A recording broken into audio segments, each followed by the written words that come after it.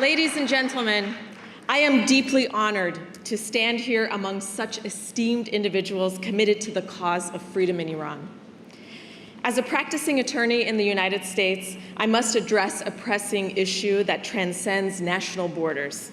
The Iranian regime's unchecked manipulation of justice has enabled it to wield the legal system as a tool of oppression, both at home and abroad.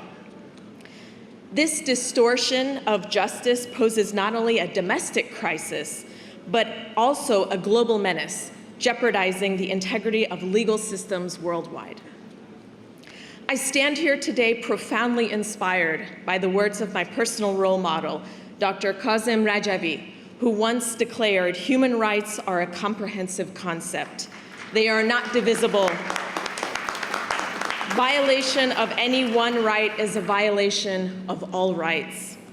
This profound statement underscores our global interconnection and emphasizes the universal imperative to uphold justice.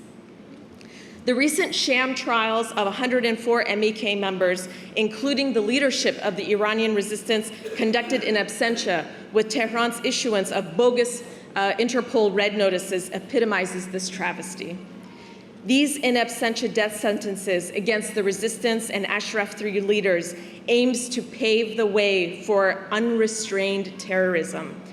These individuals, many of whom sought refuge abroad decades ago, are now targets of Tehran's efforts to silence dissent and extend repression beyond its borders.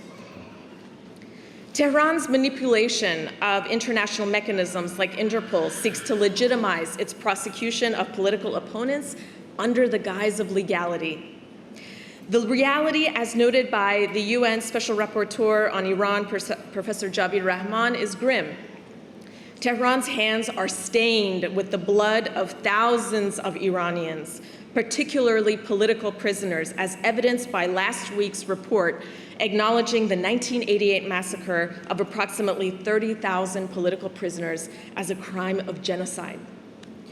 In his report based on expert analysis, Professor Rahman noted the 1988 massacre, where approximately, again, 30,000 political prisoners were executed, is a crime of genocide, and called on the international community to take concrete steps towards an investigative and accountability mechanism, which would preserve all of the evidence and, of course, the testimonies.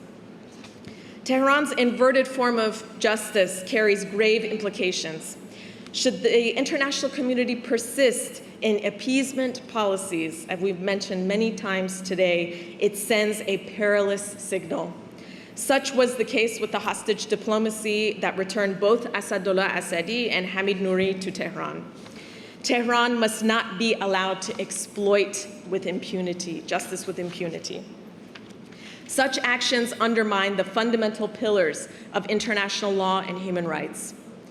Justice transcends international boundaries. It is fundamental to global peace and security. Democratic nations must condemn Tehran's judicial abuses and repressive tactics.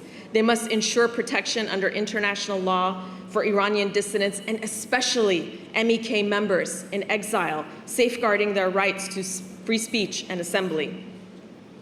Moreover, accountability for Iranian officials involved in the crimes against humanity, such as the 1988 massacre, is non-negotiable.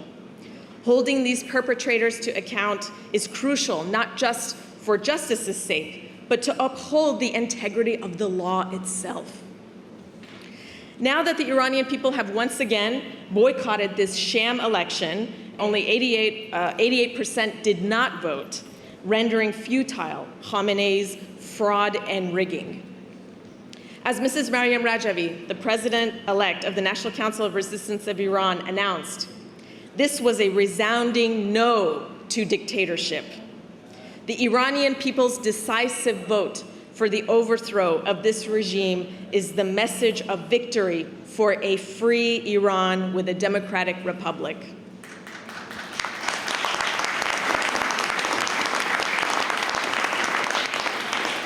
In the relentless struggle on the streets of Iran amidst oppression and sacrifice, the brave souls fighting for freedom embody the essence of justice and human rights. Their courage challenges tyranny, forging a path toward a future where these fundamental rights prevail, not just for Iran, but for humanity as a whole. Thank you very much.